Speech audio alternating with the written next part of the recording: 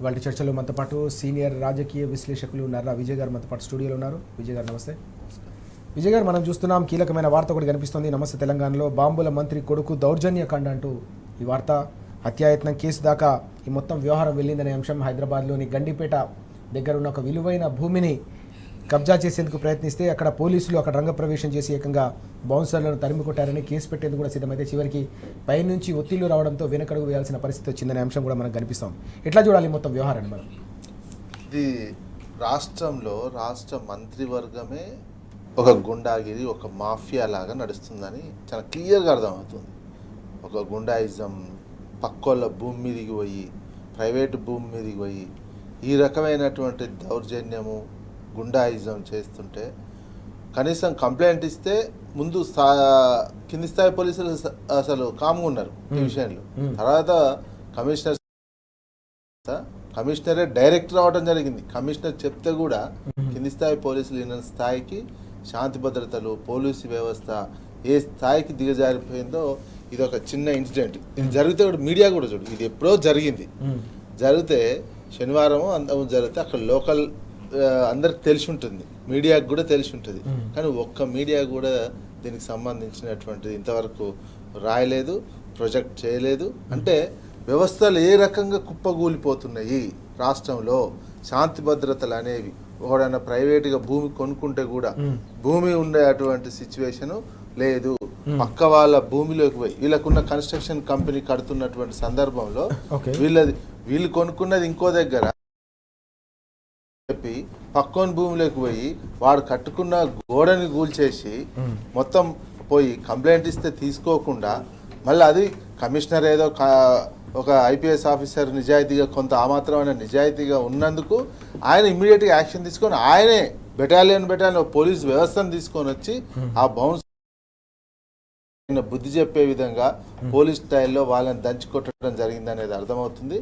అంటే ఇప్పుడు ఆ తర్వాత కేసు పెడతానికి కూడా అత్యాయత్నం కేసు పెడితే ఏమంటే పెద్ద నేత ముఖ్యమంత్రి ఇన్వాల్వ్ అయినట్టు కనిపిస్తుంది. ముఖ్య నేత అంటే ఇన్వాల్వ్ అయ్యి కేసు అత్యాయత్నం కేసు పెట్టదంటే సాధారణ సమస్య లేదంటే సాధారణ కేసు పెట్టి పంపించినటువంటి సిచ్యువేషన్. అంటే ఎటుపోతుంది తెలంగాణని ఒక మంత్రివర్గమే రాష్ట్ర, ఎందుకంటే కాంట్రాక్టర్ ఆయనే, బిల్డర్ ఆయనే, మంత్రి ఆయనే, మళ్ళా రెవెన్యూ మంత్రి, ఇన్ని రకాల పవర్లు అధికారాలు పెట్టుకొని వ్యవస్థను ఏ రకంగా ప్రజలకు ఇంకేం నమ్మకం కల్పిస్తారు? ప్రజలకు ఆస్తి రక్షణ కావచ్చు, ప్రాణరక్షణ కావచ్చు, అదేవిధంగా ఏదైనా వస్తువు కొనుక్కుంటే నాది నాకు దక్కుతుందా లేదా అనే అటువంటి ఈ హక్కులని ఎట్లా కాపాడతారు? వీళ్ళే హక్కులన్నిటిని ఉల్లంఘించడం కాకుండా వీళ్ళే దౌర్జన్యం చేసి పెత్తనం చేసి పోలీస్ వ్యవస్థ ఏమాత్రం కింది స్థాయి పోలీస్ వ్యవస్థను మేనేజ్ చేసేసి అది కూడా పై స్థాయిలో ఒక ఐపీఎస్ స్థాయి అతను కూడా కొంచెం నిజాయితీగా ఉన్నందుకు, కొంచెం కమిట్మెంట్గా ఉన్నందుకు ఇది ఎమ్మటే బదిలీ చేయాలని ఎమ్మడిపడ్డాడు. ఆయన బదిలీ అవుతాడు, ఇక కొద్ది రోజుల్లోనే బదిలీ అయ్యే అవకాశాలు కనిపిస్తున్నాయి. ఆ ఏరియాలో ఇంత స్ట్రిక్ట్గా ఉండి ఇటువంటి నాయకులనే ఇది ఈ రకంగా నిజాయితీగా పనిచేస్తే అతన్ని కూడా ఉంచేటువంటి సిచ్యువేషన్ ఉండదు. ముఖ్య నేత కూడా సీరియస్గా చెప్పాల్సినటువంటి పరిస్థితి వచ్చింది. అంటే ఇక అదే పని ముఖ్య నేత కూడా చెప్పినట్టు వీళ్ళంతా ఏ రకంగా దోపిడీ చేస్తున్నారు, ప్రజల ఆస్తులను మొత్తం కొల్లగొట్టే విధంగా ఒకవైపు పడుతున్నారు, ఒకవైపు ప్రైవేటుకు సంబంధించి ఇది ఒక సంప్రదాయం అయిపోయి నెక్స్ట్ ఈయన కింద ఉన్న వాళ్ళు, నెక్స్ట్ మంత్రి, ఇంకొకరు ఉన్నటువంటి క్రమంగా ఒక అరాచకం. ఒక ప్రభుత్వమే ప్రభుత్వంలో ఉన్నటువంటి కీలక వ్యక్తులే అరాచకానికి వెళ్తే వ్యవస్థ మొత్తం ప్రజలు కావచ్చు కింది స్థాయిలో ఉన్న అరాచకానికి దారితీస్తుంది. అందుకే ఓవైపు అరాచకానికి దారితీస్తే సిగ్నల్ ఏంటంటే ఇటువంటి వాళ్ళు పెత్తనం చేస్తున్న డబ్బు ఉంది ప్లస్ అధికారం ఉందని. కింది స్థాయిలో ఏమవుతున్నాయి, హత్యలు మొదలవుతున్నాయి. చిన్న చిన్న హత్యలు రోజుకి హైదరాబాద్ లాంటి చోట్ల రోజు ఒక హత్య రకరకాల కారణాలతోటి ఈ రకమైనటువంటి నెక్స్ట్ లెవెల్ మాఫియా మెయింటైన్. వీళ్ళు బౌన్సర్లను పెట్టుకొని పోయినారు, నెక్స్ట్ ఇంకా కొంచెం డబ్బు ఉన్న నెక్స్ట్ బౌన్సర్లను పెట్టుకుంటారు. ఇక ఏమవుతుంది, మొత్తం ముష్టి యుద్ధాలు, గుండాగిరి, రౌడీయిజం, సామాన్యులు మధ్యతరగతోడు బిలో మధ్యతరగతోళ్ళు వాళ్ళ బతుకులు ఆగమవుతాయి, పేదలే ఇంకా సిద్ధమైపోతాయి. మధ్యతరగతోడు ఇల్లు కొనుక్కున్న ఇంకేదైనా చేసినా బెదిరించి తీసుకునే ఎవడైనా బెదిరించి ఏమైనా చేయొచ్చు అనే ఒక మెసేజ్ ఈ మంత్రివర్గం ఇస్తుంది. బెదిరించి సామాన్యులను బెదిరించి ఆస్తులను కాజేయచ్చు, ప్రైవేట్ ఆస్తులను ఇంకొకటి ఏంది ప్రభుత్వ ఆస్తులను ఇంకో రకంగా ఎట్లా కొల్లగొట్టాలి. ఈ రెండు ఎగ్జాంపుల్స్, ఈ రెండు మార్గదర్శకాలు ఇప్పుడు ఉన్నటువంటి మంత్రివర్గం క్రియేట్ చేస్తుంది. ఇప్పుడు ఉన్నటువంటి ముఖ్యమంత్రి, ఆయన చుట్టూ ఉన్నటువంటి మంత్రివర్గం మొత్తం ఏ రకంగా పంచుకుంటున్నారో, ప్రభుత్వ ఆస్తులను పంచుకోవడం కూడా ప్రైవేట్ వాళ్ళ మీదకి పోయి ఇది రాజ్యాంగ ఉల్లంఘన, మరి మానవ హక్కుల ఉల్లంఘన, జీవించే హక్కునే హరించి వేసేటువంటి స్థితిలోకి ఒక రాష్ట్ర ప్రభుత్వమే ప్రజల చేత ఎన్నుకోబడినని చెప్తున్నటువంటి ఒక ప్రభుత్వం ప్రజాస్వామ్యంలో తీసుకుపోవడం అంటే ఇది నథింగ్ బట్ రాచరికమే. ఇక నియంతృత్వము రాచరికమే. ఇది ఏది కనిపిస్తే అది చూపించిన దానికంటే ఎక్కువ ఇది మాఫియా లాగా నడుస్తున్నది అనేది కనిపిస్తుంది. ఇది తెలంగాణ సమాజమే అర్థం చేసుకోవాలి. ఒక మంత్రి స్థాయి మంత్రి స్థాయి కాదు, మంత్రి కొడుకే ఈ రకంగా చేసి వెనకంగా మంత్రి ఉండి ఒక 3 ఎకరాల భూమి ఆక్యుపై చేసుకోవడం అంటే అర్థం చేసుకోవాలి ఏ స్థితిలో తెలంగాణ వెళ్ళిపోయింది అనేది.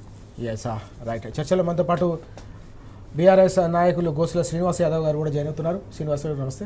శ్రీనివాస్ గారు, ఇంతకుముందు విజయ్ గారు చెప్పినట్టుగా మొత్తం వ్యవహారం అంతా కూడా పత్రికలో సంచలనంగా మారుతున్న సందర్భం కూడా కనిపిస్తుంది. బాంబుల మంత్రి కొడుకు దౌర్జన్యకాండ అంటూ ఈ కథనాన్ని మనం చూస్తూ ఉన్నాం. గండిపేట వాస్తవానికి అక్కడ అత్యంత విలువైన ప్రాంతం, అక్కడ విలువైన భూములు ఉన్న సందర్భం. అక్కడ ఏకంగా ప్రైవేటు వ్యక్తుల భూముల్లోకి వెళ్ళి ఆ భూమిని కబ్జా చేసే ప్రయత్నం చేశారనే అంశం, పోలీసులు రంగప్రవేశం చేసి వారిని అడ్డుకునే ప్రయత్నం చేస్తే చివరికి పోలీసులపైనే వేటు వేయాలని ఒత్తిడి పెంచారనే అంశం కూడా ఈరోజు కనిపిస్తూ ఉంది. ఎట్లా చూడాలి మొత్తం వ్యవహారాన్ని, మనం ఎట్లా అర్థం చేసుకోవాల్సిన అవసరం? ముందుగా మీకు, అదే ప్యానలిస్ట్ నర్రా విజయ్ కుమార్ అన్న గారికి, అదేవిధంగా టీ న్యూస్ ప్రేక్షకులు శుభోదయం.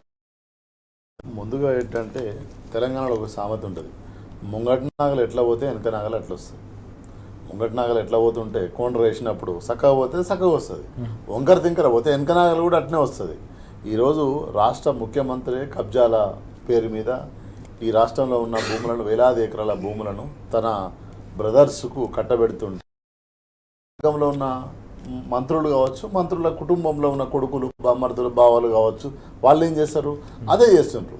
ఈరోజు ఒక దాదాపు 10,000 ఎకరాల స్కామ్ ఒకవైపు, 4,000 ఎకరాలు పోర్ట్ సిటీలో, అదేవిధంగా తిరుపతి రెడ్డి, కొండల రెడ్డి మొత్తము తన సామ్రాజ్యం, తన కుటుంబము భూమి కబ్జాలు చేస్తున్నప్పుడు వెనకాల ఉన్న మంత్రివర్గం కూడా అదే ప్రయాణం చేస్తుంది. ఒకటి. రెండో విషయం ఏంటంటే ఏ సమాజంలోనైనా, ఏ ప్రాంతంలోనైనా అక్కడ ఒక నాయకుడు ఎదిగిందంటే ప్రజల నాయకుడు అవుతాడు. లైక్ కేసీఆర్ గారు కావచ్చు, ఇంకా చాలామంది మనం చూసుకుంటే కరుణానిధి గారు లాంటి వాళ్ళు కావచ్చు, ఇట్లా. కానీ ఇక్కడ రేవంత్ రెడ్డి ఎట్లయిండు ముఖ్యమంత్రి అంటే గ్యాంబ్లింగ్ చేసి మ్యానిపులేట్ చేసుకుంటా ఈరోజు నాయకుడు అండి. ఏ ప్రజా పోరాటంలో ఆయన లేడు. ఈ తెలంగాణలో ఒక మహోత్తరమైన ఉద్యమం జరిగింది ఒక 15 ఏళ్ళు. ఈ 15 ఏళ్ళ ఉద్యమంలో ఎక్కడ కూడా ఆయన ఈ ఉద్యమంలో పాల్గొనలేదు, పార్టిసిపేట్ చేయలేదు, తన వంతు లేదు. కానీ అప్పుడు అయినా కూడా ముఖ్యమంత్రి స్థాయికి వచ్చిండు. సో ముఖ్యమంత్రి స్థాయికి వచ్చినాక ఎట్లా వచ్చిండు? ఆయన వృత్తి ఏంది? ఆయన వృత్తి real estate. So real estate చేసిన వ్యక్తిని ముఖ్యమంత్రి చేస్తే ఏమవుతాడు? రియల్ ఎస్టేట్ వైపే ఆలోచిస్తాడు కదా, భూముల వైపే ఆలోచిస్తాడు కదా, భూములను కబ్జాలు చేయాలని ఆలోచిస్తాడు కదా. సో ఈరోజు మంత్రివర్గం అంతా మీరు ఎన్నిసార్లు క్యాబినెట్ అయినా, మొన్న క్యాబినెట్ అయింది, మొన్న క్యాబినెట్లో ఏం జరిగింది? మంత్రులు కొట్లాడుకునే స్థాయికి పోయింది. ఏమని కొట్లాడుకునే స్థాయికి పోయింది? ఎందుకు పోయింది కొట్లాడుతాను అంటే, ఒక మంత్రివర్గం సమావేశం అయితే దాంట్లో ఈ ప్రజల సమస్యలు కావచ్చు, లేదా పథకాలు కావచ్చు, లేదా పాలసీలు కావచ్చు, ప్రజలకు సంబంధించింది డిసిషన్ జరుగుతుంది క్యాబినెట్లో. కానీ కాంగ్రెస్ మంత్రివర్గంలో, కాంగ్రెస్ క్యాబినెట్లో ఏం జరుగుతుందంటే ఈ 10,000 ఎకరాలు ఎవరెవరికి ఇస్తున్నావు, ఏ కంపెనీలకు, ఏ కంపెనీలు చేస్తున్నావు, ఆ కంపెనీలో 2,000 ఎకరాలు నాకు ఇయ్యి, నేను మాట్లాడుకుంటా ఆయనతోని, నాకు 2,000 ఎకరాలు ఇయ్యి, నాకు 2,000 ఎకరాలు అని కొట్లాడుకుంటున్నారు. ఇది ఏదో అపోజిషన్లో ఉండి ప్రజల పక్షాన మాట్లాడుతున్న బీఆర్ఎస్ పార్టీ అంటలేదు. స్వయంగా ఒక మంత్రి కూతురు, ఎవరైతే కొండా సురేఖ కూతురే స్పష్టంగా పాయింట్ బ్లాక్ ఆపరేషన్లో పెట్టి నా మనిషిని బెదిరించిందని మాట్లాడింది. ఎవరు మాట్లాడిండ్రు? ఈరోజు ఎవరు మాట్లాడుతున్నారు? ఈరోజు ఎవరి మీద అభియోగం జరిగింది? ఈరోజు ఎవరిపైన ఒత్తిడి జరిగింది? పోలీసులు ఎవరి చేత ఒత్తిడి చేయబడుతున్నారు? మరో మంత్రి కుమారుడే కదా బయటికి వచ్చి ముఖ్యమంత్రి సంబంధించిన వ్యక్తులు, సమ్ రెడ్డి ఆయన వచ్చి, రోహిన్ రెడ్డి అని వచ్చి పాయింట్ బ్లాక్ ఆపరేషన్లో పెట్టి నా మనిషిని బెదిరించిందని అన్న కూతురే మీడియా ముందు వచ్చి చెప్పింది. ఈరోజు ఏం చేస్తున్నాడు? చీకటి సామ్రాజ్యంలో కూర్చొని ఓ మంత్రి కుమారుడు పోలీసు వాళ్ళను, గుండాలను, బౌన్సర్లు అంట నల్ల కోట్లు వేసుకొని వస్తారు. ఆ బౌన్సర్లను పెట్టుకొని ఈరోజు అక్కడ ఉన్న 3 ఎకరాల భూమిని కబ్జా చేసే ప్రయత్నం చేస్తున్నారు. అంటే రాష్ట్రంలో మొత్తం కూడా ఇక్కడ మనం ఏదో మాట్లాడుతున్నాము, మనదేదో కడుపు మండి కాదు.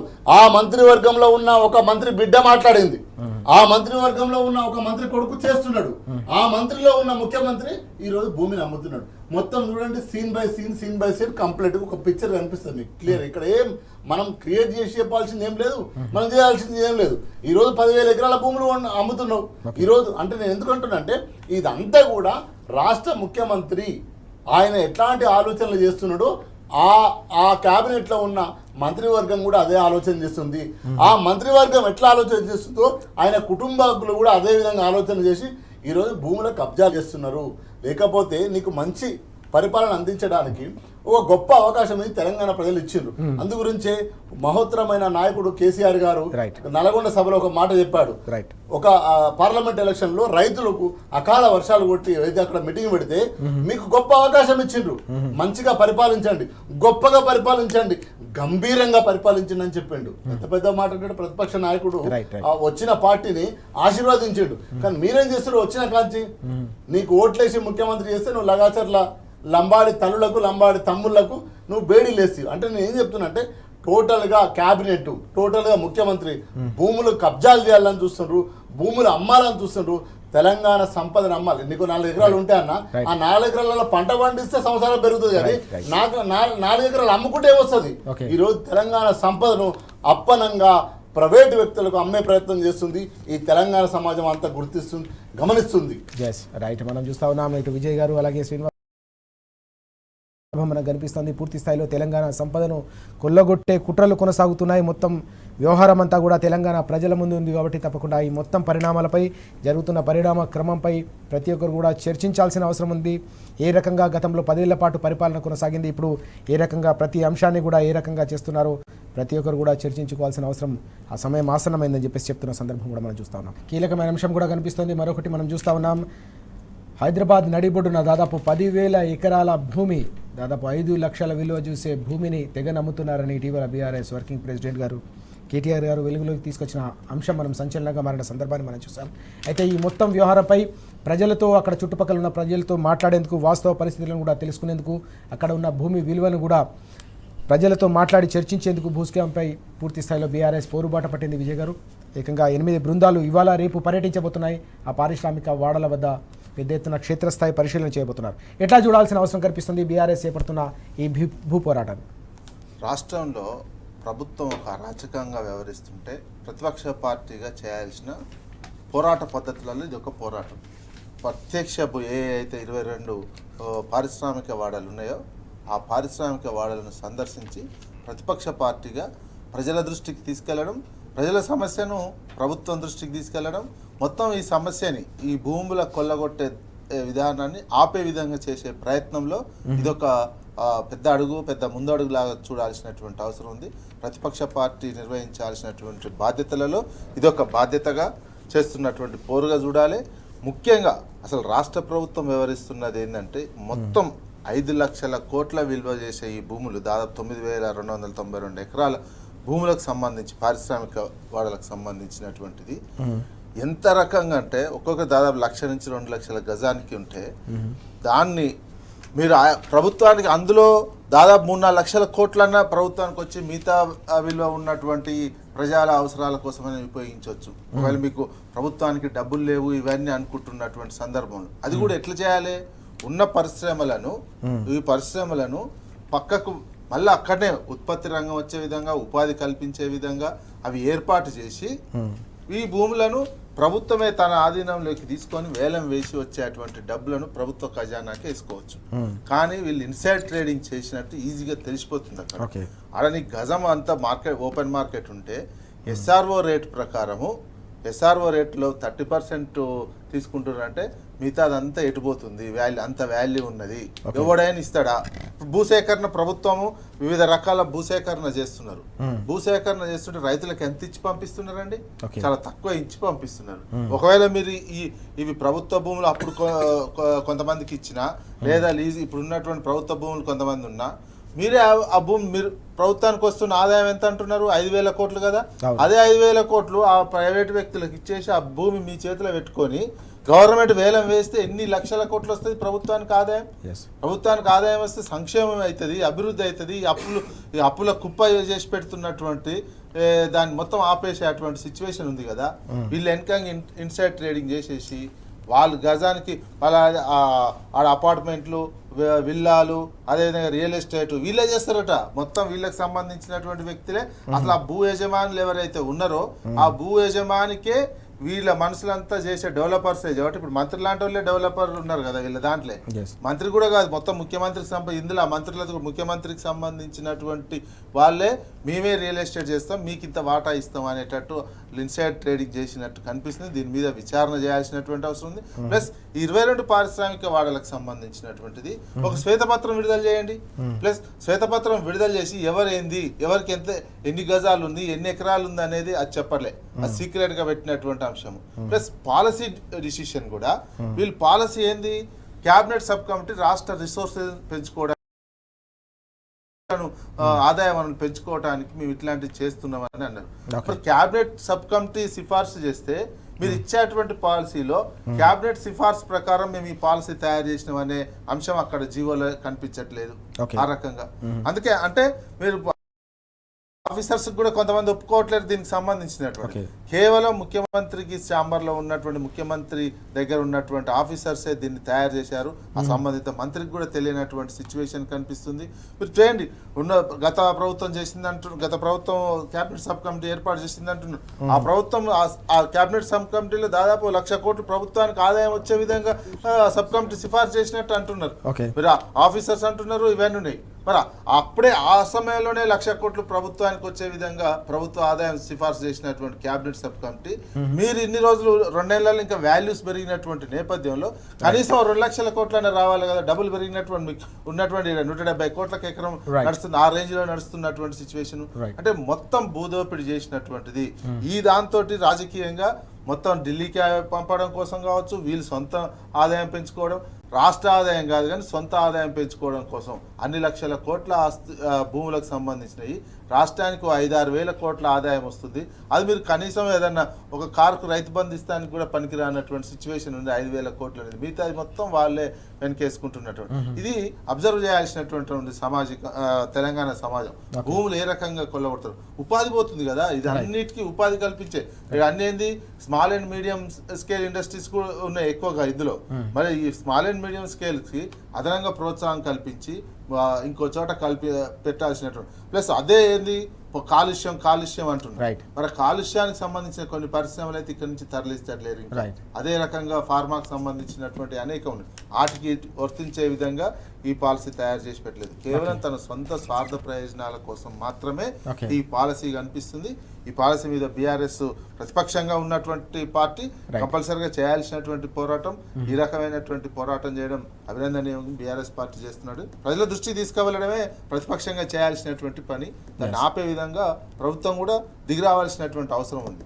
మనం చూస్తున్నాం హైదరాబాద్ నడిబొడ్డున అత్యంత విలువైన భూమి, ప్రజల సంపద, ప్రభుత్వ సంపదను తెగనమ్మేందుకు చేస్తున్న మొత్తం వ్యవహారంపై ప్రజలను చైతన్యపరిచేందుకు, ఈ మొత్తం వ్యవహారాన్ని అడ్డుకునేందుకు ఇవాళ నుంచి బీఆర్ఎస్ చేపట్టిన ఈ భూ పోరాటాన్ని ప్రజలు కూడా స్వాగతిస్తున్నారనే అంశాన్ని విజయ్ గారు కూడా ప్రస్తావిస్తున్న సందర్భం కనిపిస్తుంది. ఇవాళ రేపు 2 రోజుల పాటు బీఆర్ఎస్ బృందాలన్నీ కూడా ఈ పారిశ్రామిక వాడల వద్దకు సందర్శించబోతున్నాయి, ప్రజలతో మాట్లాడబోతున్నాయి. అక్కడ భూమి విలువ ఏ రకంగా ఉంది, ప్రభుత్వం ఏ రకంగా ఈ మొత్తం వ్యవహారాన్ని తెగనమ్ముతోంది, ప్రజల అవసరాల కోసం కాకుండా రియాలిటీ కోసం, రియల్ ఎస్టేట్ వెంచర్ల కోసం ఏ రకంగా ప్రభుత్వం పనిచేస్తుందనే అంశం కూడా ఈ సందర్భంగా పెద్ద ఎత్తున ప్రజల్లో చైతన్యం పెంచే పరిస్థితి కనిపిస్తూ ఉంది. శ్రీనివాస్ గారు, ఎట్లా చూడాల్సిన అవసరం కనిపిస్తుంది? హైదరాబాద్లో పారిశ్రామిక వాడలకు దశాబ్దాల క్రితం ఇచ్చిన భూమి, ఆ భూమి తెలంగాణ ప్రజల సంపద, హైదరాబాద్ ప్రజల సంపద. అలాంటి సంపదను, విలువైన భూమిని, వెలకట్టలేని భూమిని తెగనమ్మే ప్రయత్నంపై పూర్తి స్థాయిలో ప్రభుత్వంపై ఒక యుద్ధం ప్రకటించిన సందర్భంగా బీఆర్ఎస్ పూర్తి స్థాయిలో పోరుబాట పట్టుతున్న సందర్భం చూస్తూ ఉన్నాం. భూ పోరాటానికి సిద్ధమైంది. ఈరోజు క్షేత్రస్థాయిలో కూడా బృందాలు పర్యటించబోతున్నాయి. కేటీఆర్ గారు కూడా కూకట్పల్లి, జిడిమెట్లలో పర్యటించబోతున్నారు. ఎట్లా చూడాలి ఓవరాల్గా ఈ అంశాన్ని, ఈ అంశంపై ప్రజలు జరుగుతున్న చర్చను? స్పష్టంగా ఈరోజు దేశంలో మనం చరిత్ర చూస్తే కాంగ్రెస్ పార్టీ అంటేనే స్కామ్స్. అది దేశంలో నుంచి రాష్ట్రాల వరకు మీరు తీసుకోండి. అది 2G కావచ్చు, కోల్ కావచ్చు, కామన్వెల్త్ క్లెయిమ్ కావచ్చు, కాంగ్రెస్ ఎప్పుడు పరిపాలించినా దేశంలో ప్రజల అవకాశం ఇచ్చినా దేశంలో రాష్ట్రంలో ఏదో ఒక స్కామ్తోనే పోతుంది తప్ప స్కామ్ చేయకుండా పోదు. అంటే ప్రజలను ముంచడమే తప్ప ప్రజలను పెంచడం అనేది ఉండదు. అందులో భాగంగానే ఈరోజు వాళ్ళ వారసత్వంగా వస్తున్న స్కామ్స్ ఏదైతే ఉందో ఈరోజు రేవంత్ రెడ్డి ఇక్కడ 5 లక్షల కోట్ల స్కామ్కు తెరదీసిండు స్పష్టంగా. అది ఏమనుకున్నాడంటే అది ఎవరి గుట్టు చప్పుడు కాకుండా అమ్మేస్తా నేను లక్షల కోట్లు సంపాదించుకుంటా, కొన్ని వేల కోట్లు నేను రాహుల్ గాంధీకి బ్యాగులు పంపుతా అనుకున్నాడు. కానీ ప్రతిపక్ష పార్టీ హోదాలో ఉన్న బీఆర్ఎస్ పార్టీ ఎప్పుడు డేగ కన్నులాగా ప్రజల పక్షాన, అది ఒక్కటి కాదు, ఇచ్చిన 6 గ్యారంటీలు 13 హామీల మీద కావచ్చు, నువ్వు తెలంగాణకు ఒక సెక్యూరిటీ లాగా, ఒక కావలి లాగా, ఈరోజు ఒక నీరెట్ కార్డు లాగా ఈరోజు బీఆర్ఎస్ పార్టీ కావలి కాస్తున్నది. నువ్వు ఏ పని చేసినా, నువ్వు లగాచర్ల భూములు అమ్ముతున్నావు అడ్డం పోరాటం చేసిన ప్రజల వైపు నుంచి, నువ్వు హైదరాబాద్లో ఉన్న లంగ్ స్పేస్ అయిన ఏది హైదరాబాద్ సెంట్రల్ యూనివర్సిటీ భూములు అమ్ముతా అన్నావు. మేము ఆ రోజు కట్టబట్టుకొని బీఆర్ఎస్ పార్టీ నిలబడ్డది. నువ్వు అదేవిధంగా రామాయంపేట పోయినావు, భూములను అమ్ముతా అన్నావు, ఆడ కట్టబట్టుకొని నిలబడ్డది బీఆర్ఎస్ పార్టీ ప్రజల పక్షాన. అంటే స్పష్టంగా నువ్వు చేసే ప్రతి స్కామ్ను ప్రజల ముందు పెట్టి నిన్ను తొక్కే ప్రయత్నంలో, స్పష్టంగా ప్రజల ఆస్తిని కాపాడే ప్రయత్నంలో బీఆర్ఎస్ పార్టీ పోరాటం చేస్తుంది. అదేవిధంగా ఈరోజు ఏంది ఇక్కడ ఇప్పటి వరకు దాని జీవో బయటకు తీసిండ్రా, జీవో బయటకు చెప్పినట్టు చెప్పలే. అది మీలాంటి సీరియస్ జర్నలిస్ట్ ద్వారా బయటకు వచ్చి ఆ రోజు ప్రజలకు వచ్చి ఈరోజు ప్రజలు తెలిసి ప్రతిపక్ష హోదాలో ఉన్న బీఆర్ఎస్ పార్టీ కేటీఆర్ గారు మాట్లాడిన తర్వాత వాళ్ళు అరే జబ్బలు జరుపుకొని మేము ఇంకా ప్లాన్ చేస్తున్నాం, ఇప్పుడే మాట్లాడుతున్నాం అని చెప్తున్నారు. దాని మీదనే క్యాబినెట్ మొన్న లాస్ట్ క్యాబినెట్ కూడా దేని మీద ఆ భూములను ఎంత పంచుకోవాలన్నది. కాబట్టి నేనేమంటున్నా అంటే ప్రజలకు ఇచ్చిన హామీలను నువ్వు అమలు చేయాలంటే నువ్వే చెప్పినావు కదా. ఆ రోజు ఉన్న ఈ రేవంత్ రెడ్డి ఏమన్నాడు, ఈ రోజు మాట్లాడిన బట్టి విక్రమార్క ఏమన్నాడు, మేము ప్రజల సంపదను సృష్టిస్తాం, ప్రజలకు పంచుతాం. నీలాంటి జర్నలిస్ట్ అన్నాడు తులం బంగారం సాధ్యమవుతుంది సార్ అంటే, లేదు మేము గవర్నర్లతో మాట్లాడినాం, చిదంబరంతో చింతించినాం, మొత్తం డబ్బులను సృష్టించి పంచుతా అన్నారు. లోపలికి వచ్చిన మేము లంక బిందెలు ఉన్నాయనుకున్నాం, ఇక్కడ ఏ బిందెలు లేవన్నాడు ఒక ముఖ్యమంత్రి స్థాయిలో. మళ్ళీ 6 నెలలకు ఏమన్నాడు, నన్ను చూస్తే దొంగలెక్క చూస్తారు, నిన్ను చూస్తే తెలంగాణ సమాజాన్ని అవమానించిండు. పరిపాలన చేతగాక నువ్వు ఇచ్చిన హామీలు అమలుగానే హామీలు ఇచ్చి అధికారంలోకి వచ్చి ఈరోజు తెలంగాణ ఆస్తిని, తెలంగాణ సంపదను, ప్రజల సంపదను నువ్వు ప్రైవేట్ వ్యక్తులకు దోచిపెడతానంటే ఎవరు ఊరుకుంటారు? ఎట్లా ఊరుకుంటాము? తెలంగాణ సమాజం కోసం పుట్టిన పార్టీ బీఆర్ఎస్ పార్టీ. తెలంగాణ సమాజాన్ని కన్నా నాయకుడు కేసీఆర్ గారు, తెలంగాణను తీసుకొచ్చింది కేసీఆర్ గారు. సో కాబట్టి అట్లాంటి కొడుకు తెలంగాణను కాపాడుకోకపోతే బీఆర్ఎస్ పార్టీ ఎందుకు? స్పష్టంగా ఈరోజు బీఆర్ఎస్ పార్టీ కేసీఆర్ గారి నాయకత్వంలో అల్టిమేట్గా తెలంగాణ ఇంచు భూమిని కూడా ప్రైవేటు వ్యక్తులకు పోనీయకుండా ఆపే పని బీఆర్ఎస్ పార్టీ భూపోరాటం చేస్తుంది. గతంలో చూసినా మనం కమ్యూనిస్ట్ పార్టీలు చేసిన అనేది ఉండే, కానీ ఈరోజు బీఆర్ఎస్ పార్టీ ఆ పాత్రను తీసుకొని ముందుకు పోతుంది. కాబట్టి స్పష్టంగా ఈరోజు రేవంత్ రెడ్డి భూములను ప్రైవేటు వ్యక్తులకు అమ్మి ఆ సంపదను ఆయన కాపాడుకోవాలి, దోసుకోవాలనే ప్రయత్నంలో ఉన్నాడు. అది తెలంగాణ సమాజం చూస్తున్నది. ఎవరికి అమ్ముతున్నావు? 10,000 ఎకరాలు. అది ఎక్కడ? ఏదో అవుట్కట్ సిటీలను, ఇంకెక్కడో ఆదిలాబాద్లో లేదా మహబూబ్నగర్లో కాదు, హార్డ్ కోర్ అయిన హైదరాబాదులో, మల్లాపూర్లో, అప్సిగూడలో, జీడిమెట్లలో, ఏంటంటే బాలనగర్లో. రేపు రేపు రేపు రేపు వచ్చే సమాజం ఎట్లా బతుకుతుంది? ఈరోజు ఢిల్లీని చూస్తున్నాం మనం, చాలా విపరీతమైన కాలుష్యం ఉంది, బతకలేని సమాజంలో అక్కడ ఉన్నారు ప్రజలు. ఈ టైం నుంచి ఈ టైంకే పోవాలని ఆడ ప్రభుత్వాలు ఆంక్షలు విధిస్తున్నాయి. రేపు హైదరాబాద్ నువ్వు ఏం చేయాలనుకుంటున్నావు?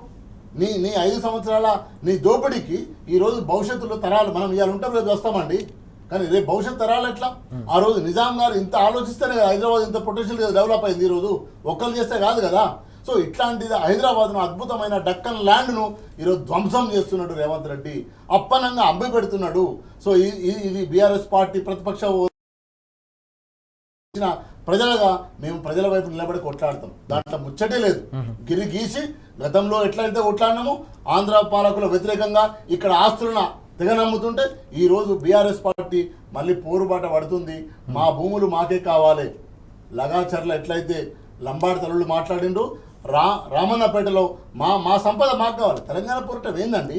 మా పంట మాకు కావాలి, మా ఆత్మగౌరవం మాకు కావాలి, మా మా హక్కు మావని కొట్లాడినాం. అప్పనంగా అమ్ముతుంటే ఈయన గురువు రేవంత్ రెడ్డి గురు ఈరోజు మళ్ళీ అదే పోరాటం. తెలంగాణ కొత్త ఏం కాదు తెలంగాణ సమాజానికి. సో కాబట్టి తెలంగాణ సమాజం కన్న పార్టీ బీఆర్ఎస్ పార్టీ, తెలంగాణ తల్లి కన్న కొడుకే కేసీఆర్ గారు. మళ్ళీ తెలంగాణ కోసం ఎందుకు నిలబడం? దాదాపు నిలబడతాం, కొట్లాడతాం. తెలంగాణ భూములను, తెలంగాణ ఆస్తులను, తెలంగాణ ఆత్మగౌరవాన్ని తెలంగాణ కోసం మేము నిలబడి కొట్లాడి కాపాడే బాధ్యత బీఆర్ఎస్ పార్టీదే. ఇంకా ఏ పార్టీ మాట్లాడదు. ఎందుకంటే వాళ్ళకి ఢిల్లీలో ఉన్నారు గులాంగిర్లు, ఢిల్లీ పోవాలి, వాళ్ళు సంచులు మోయాలి. కానీ మేము ఇక్కడే ఉన్నాము. ఈ వ్యవస్థ కోసం, ఈ సమస్య కోసం, ఇక్కడ ప్రజల కోసమే పార్టీ పుట్టింది. మేము పుట్టినాం, పని చేసినాం. అందు గురించి తెలంగాణను సాధించుకున్నాం 15 ఏళ్ళ నిరంతర పోరాటం చేసి. సో కాబట్టి నిన్నగాక మొన్న దీక్ష దివాస్ చేసినాం. అదొక స్ఫూర్తి, అదొక చైతన్యం.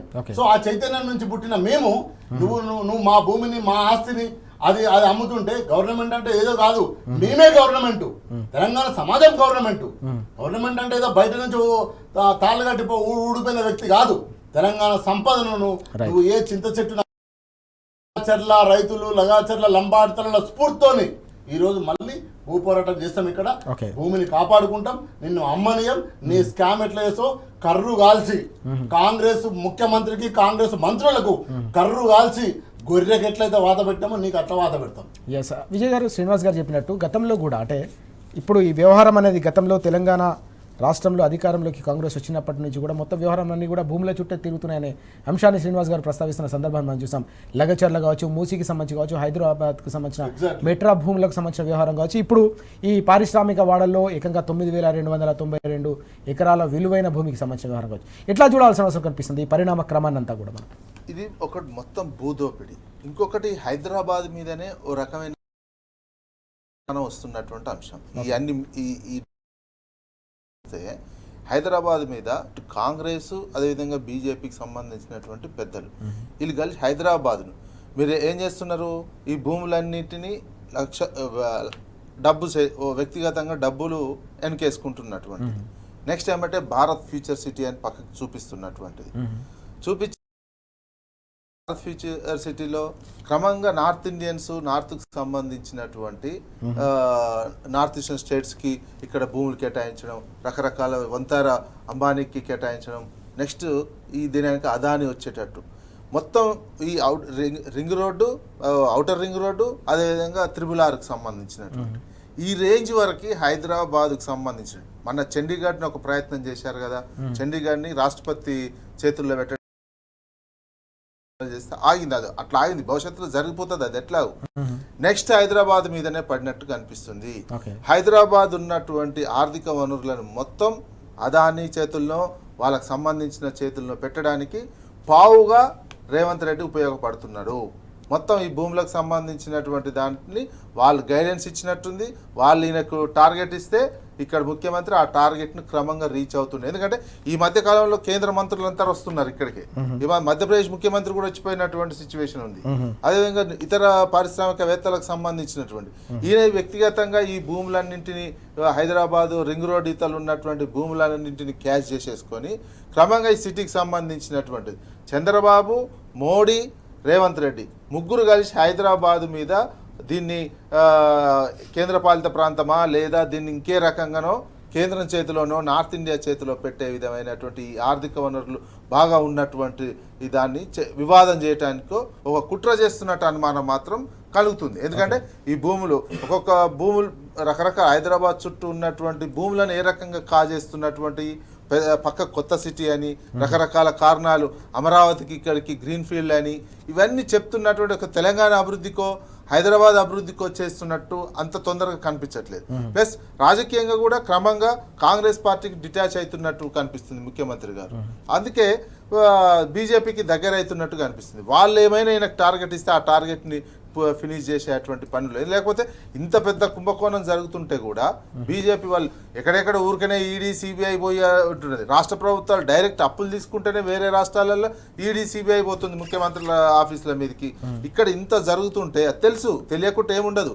ఈ కుంభకోణం భూ సంబంధించినటువంటి 5 లక్షల కోట్ల కుంభకోణానికి సంబంధించినటువంటి ఎందుకుంటున్నారు మళ్ళీ భారత్ ఫ్యూచర్ సిటీ అనే పేరుతోటి రకరకాల అందరినీ తీసుకొచ్చి పెడుతున్నటువంటి సిచ్యువేషను అంబానీకి అదానికి ఇటువంటి వాళ్ళందరికీ కేటాయించే స్థలాలు కేటాయించబోతున్నటువంటి అంటే ఇవన్నీ ఒక అనుమానానికి దారితీస్తున్నాయి. ఈ చెప్పిన సంఘటనలు జరుగుతుంటే ఇవన్నీ కూడా హైదరాబాద్ను ఏదో చేయబోతున్నారు అనేది మాత్రం ఒక అనుమానానికి దారితీస్తుంది. తెలంగాణ వాళ్ళ చేతుల్లో లేకుండా చేసే కుట్ర మాత్రం అర్థం చేసుకోవాల్సినటువంటి అవసరం. ఎందుకంటే ఎగ్జాంపుల్ చండీగఢ్ది ఆగింది, చండీగఢ్ని మొత్తం వాళ్ళు క్యాప్చర్ చేసే ప్రయత్నం చేస్తున్నారు. ఎందుకు వాళ్ళు అధికారంలో లేనటువంటిది. ఇటువంటి అదేవిధంగా ఆదాయం వస్తున్నటువంటిది కన్నుబడ్డట్టు కనిపిస్తుంది. హైదరాబాద్ మీద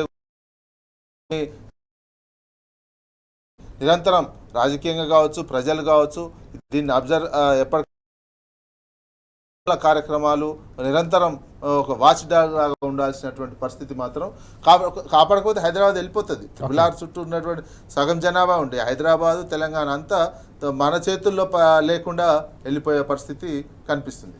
మనం చూస్తూ ఉన్నాం హైదరాబాద్ చుట్టూ కూడా కుట్రలు కొనసాగుతున్నాయనే అంశాన్ని విజయ్ గారు ప్రస్తావిస్తూ ఉన్నారు. మొత్తం వ్యవహారం అంతా కూడా జరుగుతున్న పరిణామ క్రమాన్ని చూస్తూ ఉంటే మొత్తం భూముల చుట్టే మొత్తం వ్యవహారం అంతా కూడా నడుస్తుంది. ఇది ఎలాంటి పరిణామాలకు దారితీస్తుంది తప్పకుండా తెలంగాణ ప్రజలు, అన్నిటికంటే ముఖ్యంగా హైదరాబాద్ ప్రజలు కూడా ఆలోచించాల్సిన అవసరం ఉంది. అందుకోసమే హైదరాబాద్లో విలువైన భూములను కాపాడుకునేందుకు ప్రభుత్వం చేస్తున్న ఈ మొత్తం వ్యవహారాన్ని ప్రజాక్షేత్రంలో ఎండగట్టేందుకు బీఆర్ఎస్ పార్టీ చేపట్టిన ఈ భూ పోరాటం ఇవాళ నుంచి ప్రారంభం కాబోతున్న అంశాన్ని కూడా విజయ్ గారు అలాగే శ్రీనివాస్ గారు ప్రస్తావిస్తున్న సందర్భం మనం చూస్తూ ఉన్నాం. అంశం కూడా కనిపిస్తుంది. ఆర్థిక పతనం తెలంగాణను పూర్తి స్థాయిలో కుదిపేస్తుందనే అంశం మనం చూస్తున్నాం. కరోనా కష్టకాలంలో లాక్డౌన్ ఉన్న సమయంలో కూడా లేనంతగా ఇప్పుడు ఎకానమీ బ్రేక్ డౌన్ అయిందనే అంశాన్ని మనం చూస్తున్నాం. ఓవైపు అప్పుల కుప్ప పెరిగిపోతుంది. 2.5 లక్షల కోట్లకు అప్పులు పెరిగిపోయే 2 ఏళ్ల కాలంలో ఆర్థిక పతనం మరోవైపు కొనసాగుతోంది. ప్రభుత్వానికి సంబంధించిన ఆదాయాలు పూర్తిగా పడిపోతున్న పరిస్థితి. ఎందుకోసం ఈ పరిస్థితి తెలంగాణకు తలెత్తింది? దీని విపరిణామాలు ఎట్లా ఉండే అవకాశం ఉందంటే ఏం చెప్తారు? స్పష్టంగా ఒకటి, మీరు సీనియర్ జర్నలిస్టు, మనం దాదాపు 25 సంవత్సరాల నుంచి ఉద్యమాల్లో పార్టీలలో పోరాటం చేస్తున్నాము. ప్రభుత్వాన్ని పరిపాలించే నాయకుడికి ఆ పరిపాలన అనుభవము ప్రజలపైన కన్సర్న్ లేనప్పుడు ఈ విధంగానే జరుగుతుంది. 10 ఏళ్ళు అంతకుముందు 50 ఏళ్ళు 60 ఏళ్ళు ఆగమైన తెలంగాణను కేసీఆర్ గారు తెలంగాణ సాధించిన తర్వాత 10 ఏళ్ల కాలంలో నెంబర్ 1 స్థానానికి తీసుకుపోవడం జరిగింది. అది ఒక్క విషయం కాదు, గొర్రెల విషయం కావచ్చు, పంట విషయం కావచ్చు, ఉత్పత్తులు కావచ్చు, ఎకానమీ. మీరు ఏ ఎకానమీ తీసుకోండి, ఒకప్పుడు ఇంటింటికి నీళ్ళు వస్తాయంటే ఆశ్చర్యపడేవాళ్ళు. మేము చూసినాం, మా అక్క చెల్లెళ్ళు భుజాల మీద రవికలు చినిగితే తువాల వేసుకొని బిందెలు మోసిన రోజులు మేము చూసినాం. కావడిలో నీళ్లు మోసిన రోజు చూసినాం. ఈరోజు ఆదిలాబాద్ జిల్లా చూసుకుంటే చాలా భయంకరమైన పరిస్థితి, నీళ్ళ కరువుల పరిస్థితి. మనం ఎన్నో ఫోటోలు చూసినాం. కానీ ఈరోజు మిషన్ భగీరథాన్ని పెట్టి ఇంటింటికి నీళ్ళు ఇచ్చినాం కదా. ఈరోజు గొర్రెల ఉత్పత్తి ఇదే కేంద్ర ప్రభుత్వం నెంబర్ 1 స్థానంలో తీసుకుపోయింది కదా ఉత్పత్తిలో. అంటే నేనేమంటున్నా, కేసీఆర్ గారు 10 ఏళ్ల పరిపాలనలో అన్ని అంశాలలో నెంబర్ 1 స్థానాన్ని తీసుకపోతే వరి ఉత్పత్తి కావచ్చు, మీరు ఒకటి కాదు అన్నిట్లో. కానీ ఈరోజు వచ్చిన అమలు కానీ హామీలు ఇచ్చి అధికారంలోకి వచ్చిన తర్వాత ఏం చేస్తున్నారు? ఎందుకు ఇచ్చిండ్రు హామీలు అంటే 4 ఓట్ల కోసం ఇచ్చిండ్రు, అధికారం కోసం ఇచ్చిండ్రు స్పష్టంగా అర్థమవుతుంది. ఎందుకు చెప్తున్న ఈ విషయం అంటే, ఈరోజు ఆర్థిక వ్యవస్థ కుంటుపడకపోవడానికి కారణం ఎవరు? పరిపాలన విధానం.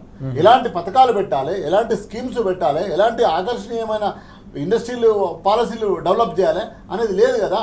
అందుగురించే నువ్వు రాగానే ఏం చేసిర్రు? వాళ్ళు అప్పులు చేసిర్రు అని 6 నెలలు మొత్తుకున్నారు. ఈరోజు మేము బీఆర్ఎస్ పార్టీ చేసింది 3.5 లక్షల కోట్లు. ఇదే పార్లమెంట్లో ఇచ్చారు కాగు రిపోర్ట్ స్పష్టంగా. 10 ఏళ్ల కాలంలో 3.5 లక్షల కోట్లు. నువ్వు వచ్చి 2 ఏళ్ళు రేపటికి 7వ తారీఖు 2.5 లక్షల కోట్లు చేసినావు. ఏమన్నా చేసినావు అంటే ఈ 2.5 లక్షల కోట్లు ఏది చేయలేదు. నువ్వు ఇచ్చిన 6 గ్యారంటీలు అమలు కాలేదు, 13 హామీలు అమలు కాలేదు. ఈరోజు రియల్ ఎస్టేట్ ఆగమైపోయింది. ఏ ఒక్క వర్గం అన్నా హ్యాపీగా ఉన్నదా? ఒక రైతు హ్యాపీగా ఉన్నాడా? ఉద్యోగస్తుడు హ్యాపీగా ఉన్నాడా? నిరుద్యోగి హ్యాపీగా ఉన్నాడా? చివరికి సీతారామరాజు గారు పెన్షన్, ఎవరైతే రిటైర్మెంట్ అయినా ఒక ఎంప్లాయీ తన జీవిత కాలం మొత్తం 30 సంవత్సరాలు పనిచేస్తే పెన్షన్ రాక దాదాపు 20 మంది చనిపోయారు ఇప్పటికీ. అంటే ఏ వర్గము కాంగ్రెస్ ప్రభుత్వంలో హ్యాపీగా ఉన్నది? ఏ వర్గం లేదు. కాబట్టి ఆర్థికమైన పరిస్థితి ఈరోజు ఎందుకు వచ్చింది? ఈరోజు రోజు ఒక ముఖ్యమంత్రి స్థానంలో ఉండి ఏ ముఖ్యమంత్రి అయినా పోయి నన్ను ఏడికి పోయినా దొంగ లెక్క చూస్తుర్రు, చెప్పులు ఎత్తుకోపోయేలాగా చూస్తున్నారు అని మాట్లాడుతుండని అర్థమైంది. నీకు ఏమాత్రం అవగాహన లేదు. కాబట్టి నేనేమంటున్నా, ఒక ఉత్పత్తి జరిగితే ఆ రోజు గ్రామాలలో మిషన్ కాకతీయ ద్వారా చెరువులలో నీళ్లు నింపితే ఆ నీళ్ళ ద్వారా పంట పండింది. ఆ పంట ద్వారా వరి ఉత్పత్తి జరిగింది. ఆ ఉత్పత్తి ద్వారా గ్రామ ఎకానమీ పెరిగింది. ఈ రోజు ఏంది, హైదరాబాద్లో కూలీ దొరుకుతలేదండి. నిన్న కాక మొన్న నేను దర్గాలో ఒక ఇన్సిడెంట్ చూసినా, బీహార్ వాళ్ళు 500 పోతే ఇక్కడ ఉన్న వాళ్ళు 1000 రూపాయలు పోతే ఎంతకో అంత కూలికి పోవాలి, మనం అడ్డం నిలబడదని కూలీలు కొట్లాడుకుంటుర్రు. అంతకుముందు ఒక కూలికి 2000 ఇచ్చేది పోయి ఈ రోజు 1000 రూపాయలకు ఒక ఆయన 500లకు వచ్చేట ఒక ఆయన అంటే బీహార్ నుంచి యూపీ నుంచి వచ్చి కడుపు చేత పట్టుకుని వచ్చినోనికి 500 రూపాయలు ఇస్తానంటే కూలికి పోతున్నాడు వాడు. అంటే నీకు ఏ వర్గం కూడా, ఒక్క వర్గం తీసుకోండి, ఏ వర్గం కూడా నీకు హ్యాపీ లేదు. ఎందుకు హ్యాపీ లేదు? నువ్వు నీ పరిపాలన లేదు, నువ్వు ఇచ్చిన స్కీములు లేవు, నువ్వు ఇచ్చిన హామీలు లేవు, అవన్నీ గంగలో పోని. కనీసము ఆర్థికమైన ఒక వెసులుబాటు, ఆర్థికమైన స్తబ్దత కనిపించాలి కదా, స్పష్టంగా ఒక నిలకడ కనిపించాలి కదా. అంటే నీకు పరిపాలన అవగాహన లేక నువ్వు రాత్రి అంటివి బుల్డోజులు పట్టుకొని పోయి మూసి అంటివి. ఏమైంది? 50 గజాలో 100 గజాలో 1000 గజాలో అమ్ముకునే రియల్ ఎస్టేట్ కూడా బంద్ అయిపోయింది కదా. ఎట్లా బతుకుతారు? నీ కన్స్ట్రక్షన్ కంపెనీలు ఆగిపోయినాయి కదా. ఎక్కడ కన్స్ట్రక్షన్ జరుగుతలేదా? లక్షల స్క్వేర్ ఫీట్ల బిల్డింగ్లు ఖాళీగా ఉన్నాయి, అమ్ముడుపోతలేవు కదా. ఎక్కడ ఉత్పత్తి లేదు కదా. రిజిస్ట్రేషన్ అంతకుముందు 12,000 కోట్లు ఉంటే ఈరోజు 6,000 7,000 కోట్లకు రిజిస్ట్రేషన్ పడిపోయింది కదా. ఎక్కడి నుంచి ఆదాయం ఎక్కడి నుంచి వస్తుందంటే ఒక దగ్గర నుంచి వస్తుంది. ఇప్పుడు రేవంత్ రెడ్డికి ఏంటంటే 2 సంవత్సరాల 71,000 కోట్ల అమ్ముడు పోయిందట. ఏంది? మద్యం. బెల్ట్ షాపులు మనం బీఆర్ఎస్ పార్టీ ఆగితే ఈయన విచ్చలవిడిగా బెల్ట్ షాపులకు అవకాశాలు ఇచ్చి ఒక మద్యం ఆదాయం తప్ప ఈ రాష్ట్ర ప్రభుత్వానికి, కాంగ్రెస్ ప్రభుత్వానికి వేరే ఆదాయమే లేదు. అంటే నేనేమంటున్నా, ఒక ఉత్పత్తి జరగాలి. ఆ రోజు గొర్రెలు ఇస్తే దేశంలో నెంబర్ 1 వస్తే దాని ద్వారా మటన్ ఉత్పత్తి అయ్యి ఈ రోజు ఎకానమీ పెరుగుతుంది. నీకు అంటే ఒక్క దాని నుంచి కాదు, 4 చోట్ల నుంచి జరిగితే అది ఆర్థిక వ్యవస్థ నిలబడుతుంది. ఎక్కడ లేదా? ఐటీ కంపెనీలు లేకపోతే ఆడికి పోతే సెల్ఫీలు దిగుతావి, ఈడికి పోతే ఈడే సెల్ఫీలు దిగుతావి. ఈ బాంబులేటి పోయి ఏదో తీసుకొస్తున్నాను, సిరియాకు పోయిందా బిరియాకు పోయి మొత్తం మారిపోతుందని చెప్తేవి. ఏమైంది? కాలయాపన చేస్తున్నారు. ఆర్థికమైన నిలబడే విధంగా పని చేయట్లేదు. ఒక పథకాలు తీసుకురావట్లేదు, ఓ స్కీమ్స్ పట్టుకురావట్లేదు, ఏమైనా స్కామ్స్ చేస్తున్నారు. ఆ స్కామ్ లోనే కదా భూమి దందా. ఇంతకుముందు మిత్రులు చెప్పినారా విజయ్ అన్న గారు, మొత్తం చూడండి 2 ఏళ్లలో భూమి చుట్టే, అది లగాచర్ల కావచ్చు, రామాయపేట కావచ్చు, హైదరాబాద్ సెంట్రల్ యూనివర్సిటీ కావచ్చు, హైడ్రా కావచ్చు, మూసీ పరిపాలన కావచ్చు, ఈ రోజు హెల్త్ కావచ్చు, మొత్తం చూడండి మొత్తం భూమే. ఇక వేరేదేం లేదు. భూములు అమ్మాలి, దాచుకోవాలి. అంత కొంత పథకాలు ఏవైతున్నాయో బీఆర్ఎస్ పార్టీ చేస్తున్న పెట్టిన పథకాలు ఉన్నాయో వాటికి అరాకొరా ఇవ్వాలి. అంతకన్నా మించి నువ్వు సాధించింది ఏంది? నువ్వు దేంట్లో గ్రోత్ సాధించినావు? ఈ 2 ఏళ్లలో రేపు సెలబ్రేషన్లు చేసుకుంటారు కదా, 7వ తారీఖు నాడు పెట్టి వైట్ పేపర్ రిలీజ్ అయ్యి నువ్వేం సాధించినావు రిలీజ్ అయ్యి. చివరికి బతుకమ్మ చీరలు కూడా ఇవ్వకపోతే నా అక్క చెల్లెళ్లకు ఇందిరమ్మ చీరలు అనేది బతుకమ్మ పండుగ అయిపోయినాక ఇవ్వబడుతుంది. ఏం లాభం? అది ఎవడిస్తాడంటే డీసీసీ ప్రెసిడెంట్ ఇస్తాడట. ఎవడా డీసీసీ ప్రెసిడెంట్? కాంగ్రెస్ ప్రెసిడెంట్ ఇస్తాడా? అది ప్రభుత్వమా కాంగ్రెసా? అంటే ఎక్కడ పరిపాలన లేదు. ఆర్థికంగా ఈ రోజు రాష్ట్రము ఆగమాగమైపోయే పరిస్థితులు ఉన్నది. అందులో భాగంగానే ఈ భూముల అమ్మకాన్ని తెరదించారు. పరిపాలన చేతగాక ఇదంతా ప్రజలు చూస్తున్నారు. 10 ఏళ్ల క్రితం ఎట్లుండే, తెలంగాణ రాకముందు ఎట్లుండే, తెలంగాణ వచ్చినాక ఎట్లుండే, ఈరోజు మళ్ళీ కాంగ్రెస్ ప్రభుత్వం ఎట్లుంటుంది అంటే మళ్ళీ చంద్రబాబు నాయుడు లెక్క కరెంటు ఆరేసుకుంటే పరిస్థితి, రైతులను వైర్ల మీద బట్టలు ఆరేసుకునే పరిస్థితి వస్తుంది అంటారు. ఆ పరిస్థితి ఈరోజు దాపరిస్తుంది, కనిపిస్తుంది మనకు. మనం చూస్తున్నాం. విజయ్ గారు అలాగే శ్రీనివాస్ గారు కూడా చెప్తా ఉన్నారు, కరోనా కంటే కూడా కాంగ్రెస్ డేంజర్ అని ఎన్నికల సందర్భంలో బీఆర్ఎస్ ఏ మాట అయితే చెప్పిందో ఆ మాట ఈరోజు అక్షర సత్యమని తేలుతుందనే అంశాన్ని ప్రస్తావిస్తున్నారు. ఆర్థిక పతనం ఏదైతే కొనసాగుతుందో ఇది తెలంగాణ భవిష్యత్తుకే కాదు, ప్రస్తుత పరిస్థితి కూడా తీవ్రమైన ఒక విఘాతంలా కనిపిస్తుంది. తెలంగాణలో పూర్తిగా అభివృద్ధి కుంటుపడింది, సంక్షేమం పూర్తిగా నీరుగారిపోవడానికి ప్రధానంగా కారణం పూర్తిగా ఆర్థిక పతనమే. రాష్ట్ర ప్రభుత్వం తీసుకున్న అనేక నిర్ణయాల నేపథ్యంలోనే ఈ పతనం కొనసాగుతుంది. ఇది రానున్న రోజుల్లో పెనుభారంగా మారబోతుంది అనే అంశాన్ని కూడా ప్రస్తావిస్తున్న సందర్భం మనం చూస్తున్నాం. విజయ్ గారు, మనం చూసాం తెలంగాణ రాష్ట్రం ఏర్పడిన సందర్భంలో ఆర్థిక ముఖ చిత్రం ఎట్లా ఉంటుందో అర్థం కాని సందర్భం. సమైక్య రాష్ట్రంలో చేసిన విధ్వంసంతో ఆర్థిక పరిస్థితి అంతా కూడా దిగజారిపోయిన పరిస్థితి. అక్కడి నుంచి ఒక్కో మెట్టు ఎక్కుతూ ఒక్కో ఇటుక పేర్చుకొని తెలంగాణను ఆర్థిక రంగంలో పరుగులు పెట్టించడం కాదు, ప్రగతి ప్రస్థానంలో ఏకంగా ఓవైపు అభివృద్ధిని సంక్షేమాన్ని కూడా ముందుకు సాగించిన సందర్భం. దేశంలోనే అగ్రగామిగా ఆర్థిక రంగాన్ని తీర్చిదిద్ది ఒక ఎకనామిక్ ఇంజన్గా తెలంగాణను తీర్చిదిద్దిన సందర్భం. మళ్ళీ సమైక్య రాష్ట్రం నాటి పరిస్థితులు దాపురించాయనే ఒక ఆందోళన ఆర్థిక రంగ నిపుణులు కూడా వ్యక్తం చేస్తున్న పరిస్థితి మనం చూస్తూ ఉన్నాం. పూర్తిగా ఆర్థిక పతనం, డిఫ్లేషన్ కొనసాగుతోంది. ఎక్కడికక్కడ ప్రతి రంగం, ప్రతి వర్గం కూడా విధ్వంసానికి గురవుతున్న సందర్భం. ఎట్లా చూడాల్సిన అవసరం కనిపిస్తుంది? ఇంత దారుణమైన పరిస్థితి కేవలం 2 ఏళ్లలోనే రావడానికి, తెలంగాణకు మరోసారి అలాంటి పరిస్థితులు రావడానికి ప్రధానంగా కారణాలు ఏంటంటే ఏం చెప్తారు? స్పష్టమైన విధానాలు లేకపోవడం, ఉన్నటువంటి ఒక లెవెల్కి వచ్చిన తెలంగాణని దాన్ని నిలబెట్టుకోవాలి, లేదా పైకి నెక్స్ట్ లెవెల్కి పోవాలి.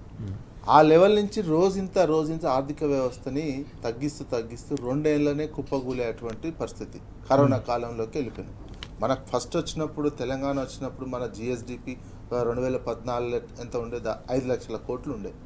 నీకు 2024 వరకు 10 ఏళ్ళ కాలంలో అది 14.5 లక్షల కోట్లకు పోయింది. అంటే యావరేజ్గా సంవత్సరానికి 12% పైగా వృద్ధి రేటు తోటి డెవలప్ అవుతూ వస్తుంది. జిఎస్డిపి అంటే గ్రామం కానించి మొదలుపెట్టి పల్లెటూరు కానించి హైదరాబాద్ వరకు జరిగిన ప్రొడక్షన్, సేవా రంగం, అన్ని రంగాలు జరిగినటువంటి ప్రొడక్షన్ వాల్యూ అంత వాల్యూ క్రియేట్ చేసి 10 ఏళ్లలో అంత వాల్యూ క్రియేట్ చేస్తే నువ్వు దాని వృద్ధి రేటు 12 ఉన్నదాన్ని నువ్వు 13కి తీసుకుపోవాలి, 14 తీసుకుపోవాలి, నెక్స్ట్ లెవెల్కి నువ్వు 12 నుంచి మొత్తం తగ్గిపోతుంది. నీకు ఎందుకు తగ్గిపోతుంది? మొత్తం ఇప్పుడు దాదాపు 9%, 10% పడిపోయినటువంటి మైనస్లోకి పోయినటువంటిదేమో ద్రవ్యోల్బణం, ఇదేమో జిఎస్డిపి వృద్ధి రేటు జరిగినటువంటిది. ఎందుకు? కొనుగోలు శక్తి పడిపోతుంది. ద్రవ్యోల్బణం మైనస్లోకి పోయిందంటే దాని అర్థం ఏంటంటే ప్రజల్లో కొనుగోలు శక్తి పోయింది అని అర్థం. ద్రవ్యోల్బణానికి ఒక లెవెల్ నిర్ణయిస్తుంది ఆర్బీఐ కానీ మన ఆర్థిక వ్యవస్థ. అది 2, 3, 4 ఉంటే మంచి లెవెల్లో ఉన్నట్టు. అది 5, 6, 7, 8 పోతుంటేనేమో ద్రవ్యోల్బణం రేట్లు పెరుగుతుంటున్నటువంటి ప్రజలకు అది ఇబ్బందికరం. ప్లస్ మైనస్లోకి పోతే మరింత దరిద్రం అన్నట్టు. ఇంకా వాడు ఏ వస్తువు కొనలేక ప్రజలు అల్లకల్లోలం అతలాకుతలం అవుతున్నటువంటి ఈ వ్యవస్థను మెయింటైన్ చేయాల్సినటువంటి పరిస్థితి ఉన్నది. వీళ్ళు ఏం చేస్తున్నారు? కేసీఆర్ ఏమో బడ్జెట్లో పెట్టినటువంటి, గత ప్రభుత్వము పెట్టినటువంటి అప్పు మేరకే అప్పు తీసుకొని ప్రొడక్టివిటీకి ఖర్చు పెట్టినటువంటి అంశం. ప్రొడక్టివిటీకి ఖర్చు పెట్టడంతో ఉత్పత్తి పెరిగి జిఎస్డిపి పెరిగినటువంటి అంశం. అదేవిధంగా తలసరి ఆదాయం కూడా బాగా పెరిగింది. తలసరి ఆదాయం మనం 16 దేశంలో కంటే అత్యధిక తలసరి ఆదాయం పెరిగింది. ఎందుకు? ప్రొడక్షన్ పెంచడం, కొనుగోలు శక్తి పెరగడంతో 16-17% వృద్ధి రేటుతో పోయిందాన్ని వీళ్ళు మొత్తం 7% తగ్గిపోయి మొత్తం తగ్గిపోయింది. తలసరి ఆదాయం కూడా 10% పడిపోయినటువంటి సిచ్యువేషన్ కనిపిస్తుంది. 7% తగ్గిపోయినటువంటి తలసరి ఆదాయం. అప్పుల విషయంలో తీసుకున్న అప్పులను ప్రొడక్టివిటీకి, అదేవిధంగా మూలధన వ్యయంలో ఖర్చు పెట్టడం వల్ల ఆ 10 ఏళ్లలో నీకు గ్రోత్ రేట్ ఆ రకంగా వచ్చింది. ఒకేసారి డ్రింకింగ్ వాటర్ కావచ్చు, విద్యుత్తుకు సంబంధించినది కావచ్చు, రైతాంగానికి ఇచ్చినటువంటిది కావచ్చు, ఇవన్నీ ఏంటంటే ప్రొడక్టివిటీకి ఉపయోగపడినాయి. ఇప్పుడు మీరు అన్ని దాన్ని రివర్స్ చేస్తున్నటువంటి, అందుకే మైనస్ పోయింది. మనకు మంచి ఆదాయం ఉన్నటువంటి ప్రజలు ఎక్కువగా జీవిస్తున్నటువంటి, ఆధారపడి వ్యవసాయం తర్వాత రియల్ ఎస్టేట్ ఉన్నటువంటిది, రియల్ ఎస్టేట్ పడిపోయినటువంటి సిచ్యువేషన్. దాంతో మైనస్లోకి ద్రవ్యోల్బణంపై కొనుగోలు శక్తి పడిపోయింది. వీళ్ళు విధానాలు, ఆర్థిక విధానాలు సరైనటువంటి అప్పు తీసుకున్నటువంటి అప్పులు వీళ్ళ బిల్లుల చెల్లింపు కోసమే ఉపయోగించుకోవడం, కేవలం సోకుల కోసం ఉపయోగపడుతున్నటువంటి నేపథ్యంలోనే ఆర్థిక వృద్ధిలో దెబ్బ తగిలింది. వీళ్ళ చేసిన యావరేజ్గా ఇప్పుడు పోయిన సంవత్సరం నుంచి 2 ఏళ్లలోనే 1,20,000 కోట్ల రూపాయలండి సంవత్సరానికి అప్పు చేసినటువంటిది. మరి అప్పు చేసి ఏం పెట్టి దాదాపు 2.5 లక్షల కోట్లు అప్పు చేసినటువంటి వాళ్ళు ఏం ఖర్చు చేసినావు? ఒక పెద్ద ప్రాజెక్ట్ ఏదన్నా కనిపిస్తుంది ప్రొడక్టివిటీకి సంబంధించినటువంటిది? ఒక కంపెనీ కనిపిస్తలేదు, ఇన్వెస్ట్మెంట్స్ లేదు. అందుకే వ్యవస్థ, ఆర్థిక వ్యవస్థ మొత్తం కుప్పగూలిపోయినటువంటి సిచ్యువేషన్. కరోనా కాలంలో ఎవడు ఏ పని చేయకపోయినా, ఏ సిచ్యువేషన్ ఉండేనో, ఇప్పుడు ఇంతమంది పని చేసి ఇంతమంది పని చేస్తున్నా పని చేయడం కిందనే ఉంది, ప్రొడక్షన్ రాని కిందనే రాష్ట్రాన్ని తీసుకెళ్ళినటువంటిది. ఇది ఇట్లనే కొనసాగితే మొత్తం కుప్పగూలిపోయి జీతాలు ఇవ్వలేని సిచ్యువేషన్కు మొత్తం ఎక్కడ పడితే అక్కడ ప్రజలంతా ఆగమాగం అయ్యే పరిస్థితి. ఆర్థిక వ్యవస్థ అంతా అస్తవ్యస్తంగా తయారు చేసి పెడుతున్నది కనిపిస్తుంది. వాళ్ళు సొంతానికి మాత్రం లాభపడుతున్నారు, వ్యక్తిగతంగా ఫుల్ లాభపడుతున్నటువంటి అంశం. అందుకే ఒక సందర్భంలో ముఖ్యమంత్రి గారు అన్నది అదే అన్నాడు, ఇంటర్వ్యూలో అన్నాడు, నేను 150 రూపాయలతోటి కొండారెడ్డిపల్లి నుంచి వచ్చినండి, నేను 2వ ముఖ్యమంత్రిని, నాది పోయేదేముందిగా, నాది ఏం పోదు, నీ సార్లు నాకు 2వ ముఖ్యమంత్రిగా భూమి ఉన్న రోజులు, తెలంగాణ ఉన్న రోజులు ఉంటా. అరే ఇంత సింపుల్గా ఒక ముఖ్యమంత్రి నేను 150 రూపాయలతో వచ్చిన నాది నాది పోతే ఏంది, రాష్ట్రం కోసం ఆలోచిస్తలేడు అనేది చాలా క్లియర్గా అర్థమైపోయింది. ఆయన ఇచ్చినటువంటి ఇంటర్వ్యూలలో చూస్తే, ఆయన మాట్లాడుతున్నటువంటి చూస్తే రాష్ట్రము, ప్రజలు అనేది ఆయన మైండ్ సెట్లో లేదు. తాను తన సొంతం, నా టార్గెట్ ఏంది అనేది అంతే తప్ప ఇది ఒక రాజకీయ నాయకునిలాగా వ్యవహరించట్లేదు. రైట్. శ్రీనివాస్ గారు, విజయ్ గారు చెప్పినట్టు వాస్తవానికి ఇంత భారీ స్థాయిలో ఒక ఆర్థిక విధ్వంసం కొనసాగుతున్న 6 గ్యారంటీలను మొదలుకొని ఆర్థిక విధ్వంసం వరకు దేనిపై కూడా కాంగ్రెస్ హైకమాండ్ స్పందిస్తున్న పరిస్థితి లేదు. ఏకంగా హైదరాబాద్లో జరుగుతున్న భూముల వ్యవహారానికి సంబంధించి 5 లక్షల కోట్ల కుంభకోణంపై కేటీఆర్ గారు లేఖ రాసిన దానిపై కూడా రాహుల్ గాంధీ స్పందించట్లేదనే అంశం కూడా మనం చూస్తూ ఉన్నాం. ఎట్లా చూడాలి? నిన్న కేటీఆర్ గారు కూడా అంశాన్ని మాట్లాడిన పరిస్థితిని మనం చూసాం. నిన్న చెన్నైలో జరిగిన ఒక కీలకమైన సెమినార్లో కూడా అనేక అంశాలు ప్రస్తావించిన పరిస్థితి. ఈ దేశంలో ప్రతిపక్ష హోదా ఇచ్చినా కూడా దేశ ప్రజలు దశ దిశ లేకుండా నాయకుడు దొరికింది దేశానికి. ఆయనే రాహుల్ గాంధీ, కాంగ్రెస్ పార్టీకి. ఈరోజు సభా ప్రతిపక్ష నాయకుడిగా ఈ దేశ ప్రజలు అవకాశం ఇచ్చారు వాళ్ళ కూటమికి. ఇచ్చినా కూడా సభా ప్రతిపక్ష నాయకుడిగా ఎక్కడ కూడా ప్రవర్తిస్తలేడు, ఎక్కడ కూడా యాక్టింగ్ చేయట్లేదు, స్పష్టంగా తెలుస్తుంది. ఎందుకు అంటున్నంటే నిన్న కేటీఆర్ గారు కూడా మాట్లాడింది ఏంది, 10 ఏళ్ళు దాదాపు 12 ఏళ్ళు పరిపాలనకు వస్తుంది ఎన్డీఏ గవర్నమెంట్. నువ్వు ఈ దేశంలో ఉన్న ప్రజలకు ప్రతిపక్ష నాయకుడిగా ఒక హామీ ఇవ్వాలి కదా, అల్టిమేట్ ఒక లైన్ ఇవ్వాలి కదా, కానీ ఎక్కడ ఇస్తున్నావు నువ్వు? మేము 10 ఏళ్ళల్లో వచ్చినాము, మేము 10 ఏళ్ళల్లో తెలంగాణ ఆగమాగమైపోయి ఒళ్ళకాడ అయిపోయిన తెలంగాణను ఇంటింటికి నీళ్ళు ఇచ్చినాము అని చెప్పిండు స్పష్టంగా ఇంటర్వ్యూలో. ఇంటింటికి ఘర్ ఘర్ हमारा తెలంగాణ में पानी दिए पीने का पानी సో నాలేక పానీ నయ్యే అని చెప్పిండు. ఈరోజు దేశంలో 60 ఏళ్ళు నువ్వు పరిపాలించినావు కదా, కాంగ్రెస్ పార్టీ 50 ఏళ్ళు పరిపాలించింది, 10 ఏళ్ళు ఇప్పుడు కంటిన్యూగా బీజేపీ పార్టీ పరిపాలిస్తుంది. ఒక్కసారి కూడా ఈ దేశానికి ఒక దశ దిశ నిర్దేశించలేకపోతున్నావు రాహుల్ గాంధీ, నువ్వు ఏం చేస్తావని స్పష్టంగా ప్రశ్నించిండు. అందులో భాగంగానే ఇక్కడ నీ పార్టీ, నీ కాంగ్రెస్ పార్టీ, నీ నాయకుడు, నువ్వు పెట్టిన కాంగ్రెస్ ముఖ్యమంత్రికి దాదాపు 5 లక్షల కోట్ల భూమి స్కామ్ చేస్తుంటే నేను ఒక ప్రతిపక్ష నాయకుడు ఉండి, పార్టీగా ఉండి, మేము మాజీ మంత్రిగా ఉండి, తెలంగాణ తెచ్చిన నాయకుడు ఉండి, ఒక వర్కింగ్ ప్రెసిడెంట్గా నీకు లెటర్ రాస్తే కనీసం స్పందించిన పాపాన పోలేదు. ఈ దేశంలో ఇన్ని రాష్ట్రాలలో ఎన్ని సమస్యలు నీ దగ్గరికి వస్తున్నాయి, ఏం మాట్లాడుతున్నావు అని చెప్పిండు, అడిగిండు స్పష్టంగా. అంటే నేనేమంటున్నా, రాహుల్ గాంధీకి ఈ దేశ ప్రజల మీద కన్సర్న్ లేదు, ఈ దేశ ప్రజల మీద కష్టాల మీద బాధ్యత లేదు. బాధ్యత లేదు కాబట్టి ఈరోజు బాధ్యత రహితంగా మాట్లాడతాడు. ఆయన ఏం మాట్లాడతాడు ఆయన తెలియదు. ఒక్క విషయం చెప్తా మీకు, బయటికి రాగానే సామాజిక న్యాయం అంటాడు. ఎంత అద్భుతంగా అంటే సామాజిక న్యాయం జరగాలి, సోషల్ జస్టిస్ జరగాలని బయట మాట్లాడతాడు. మరి బీసీ ఏదైతే ఉందో రిజర్వేషన్ ఇస్తానని చెప్పినవని కాంగ్రెస్ పార్టీ మేనిఫెస్టో ఉంది కదా, సిడబ్ల్యూసీలో నువ్వు చేస్తున్నావని చెప్పినావు కదా, మరి సభానాయకుడిగా నువ్వు పార్లమెంట్లో ఎందుకు మాట్లాడు? అంటే నేను రాహుల్ గాంధీ యొక్క పరిస్థితి, పరిణితి గురించి చెప్తున్నా. నేను ఆయన పరిణితి లేని నాయకుడు ఈరోజు ఈ దేశానికి సభా ప్రతిపక్ష నాయకుడిగా ఉండడం అనేది దౌర్భాగ్య విషయం. ఆయన నాయకత్వంలో పనిచేసిన ఇక్కడ ఉన్న రేవంత్ రెడ్డి కూడా ఆ విధంగానే ఉన్నాడు. అందు గురించి చెప్పి అన్న అంటలేడా, నువ్వు 150 రూపాయల నుంచి పట్టుకొని వచ్చినా, నేను కోట్ల రూపాయలు దోసుకున్నా ఇక నాకేం అవసరం లేదని చెప్తున్నాడు. తెలంగాణ ప్రజలకు ఓపెన్గా చెప్తున్నాడు రేవంత్ రెడ్డి. ఇంతకంటే ఏం కావాలి ఇక మనకు? విజయ్ గారు, ఎట్లా చూడాల్సిన అవసరం ఉంది? ఎన్నికల సందర్భంలో అనేక రకాల హామీలు ఇచ్చిన సందర్భాన్ని మనం చూసాం. రాహుల్ గాంధీ అనేక రకాల ప్రచార కార్యక్రమాల్లో పాల్గొన్న సందర్భం, 2 ఏళ్ల నుంచి ఎక్కడున్నారనే సూటి ప్రశ్నను కూడా ఇటీవల కేటీఆర్ గారు ప్రస్తావించిన సందర్భం. 5 లక్షల కోట్ల కుంభకోణంపై సమాధానం చెప్పాలి, స్పందించాలని డిమాండ్ చేసినా కూడా కనీసం స్పందించలేదనే అంశాన్ని కూడా మనం ఎట్లా చూడాల్సిన అవసరం ఉంది?